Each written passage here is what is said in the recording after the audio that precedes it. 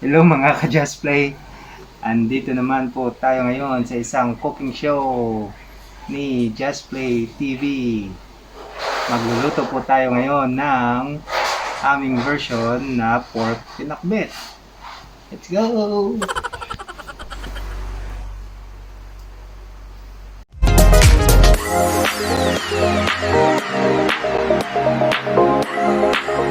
Ayan lang guys ang mga ingredients sa pagluto ng pork pinakbet. Sorry, nakalimutan ko dito yung bagoong. So, syempre sa paggawa ng pork pinakbet, kailangan yon ng pork. Alangan naman chicken, pork ito. Charot lang. Sibuyas or onions. Bawang or garlic. Tomatoes or kamatis. Kalabasa or squash. Talong at okra. Sitaw. Tubig. At bagoong. Painitin nyo muna guys ang frying pan bago maglagay ng mantika. Then, ang first na ginigisa ko guys ay yung sibuyas kasi yung bawang madaling masunog. At alam nyo naman kapag yung bawang masusunog, magiging mapait ang niluluto ninyo. After nyo igisa yung sibuyas, isunod yun na yung bawang. Then, kapag naging translucent na yung sibuyas at bumango na din yung garlic, pwede nyo ding igisa yung kamatis. Guys, kung bago lang kayo sa aming channel, please don't forget to subscribe, like this video, and of course, click that notification bell para maging updated kayo sa aming mga future videos. At pagkatapos nyo guys magisa, pwede nyo nang lutuin ang pork.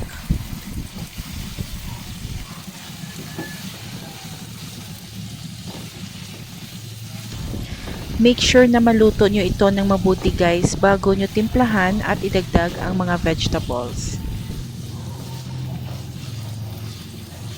As you can see, maliliit ang pag-slice ko ng pork para mas mabilis ito maluto. Ayan na guys, medyo brown na ang pork. Pwede na nating timplahan ito ng bagoong at konting toyo.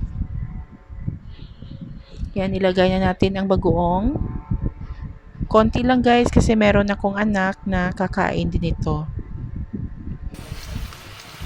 Ito yung pinaka-star ng ating recipe. Ito yung magpapalasa ng ating pinakbet.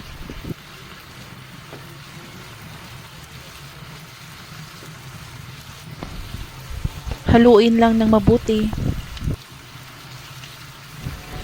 Then, maglagay kayo ng 2 teaspoon ng soy sauce. Konti lang guys para mas lalong lumasa ang ating pinakbet.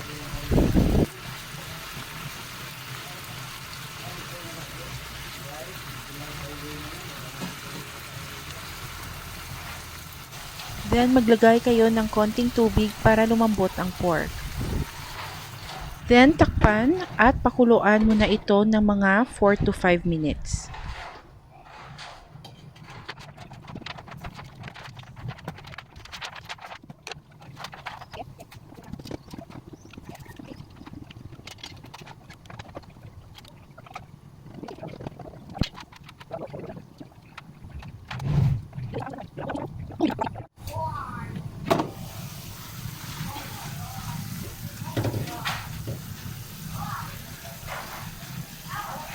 Ayan, lumambot na ang ating pork. Pwede na nating idagdag ang kalabasa.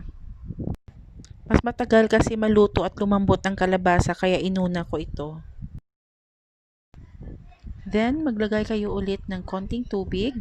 Takpan ulit ang pan at pakuluan ito.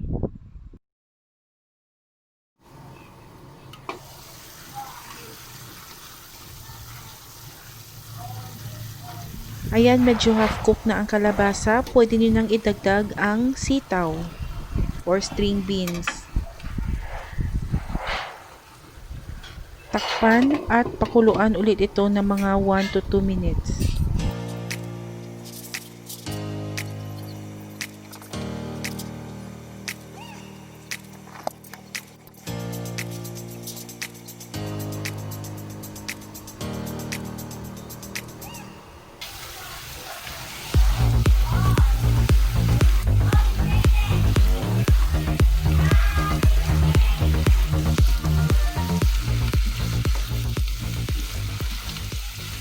At kapag naluto na ito, idagdag nyo na ang okra at talong. Haluin lang na mabuti.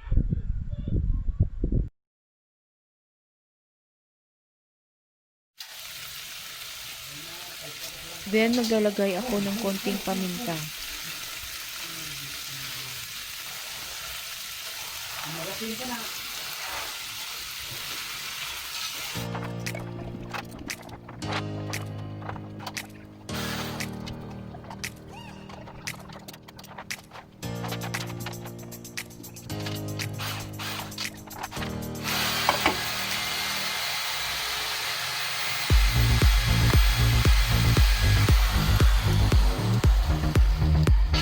Tikman muna natin, guys.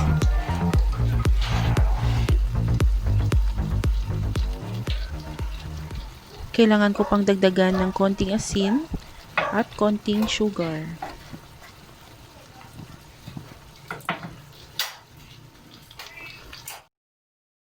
Kung gusto nyo na medyo masabaw pa ang inyong pinakbet, lagyan pa ng konting tubig.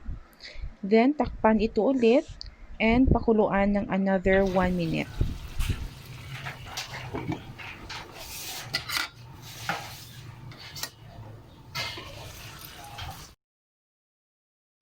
Tikman nga natin ulit.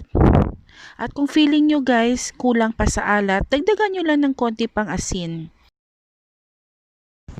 So ayan na guys ang aking version ng pork pinakbet. I'm sure mapaparami kami ng kain ito guys. Manatin ko masarap nga.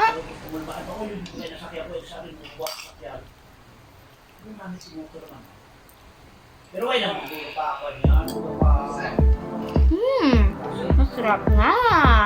Tayo.